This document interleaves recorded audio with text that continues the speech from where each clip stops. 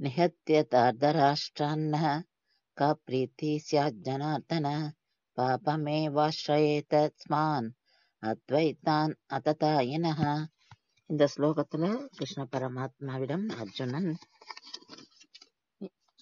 தன்னுடைய கலக்கத்தை வெளிப்படுத்துறான். ஜனார்தனா அப்படின்னு கூப்பிடுறான். ஜனார்தனான அடியார்களின் எதிரிகளை அழிப்பவனேன்னு அர்த்தம். ஜனார்தனா, திருதராஷ்டிரனின் மகன்களை கொல்வதாலே எங்களுக்கு மகிழ்ச்சியா வரப்போகிறது அப்படின்னு கேட்கிறான். இவர்கள் பெரும் பாவங்கள் செய்தவர்கள், எல்லா தப்புக்களையும் செய்தவர்கள் இவர்கள்.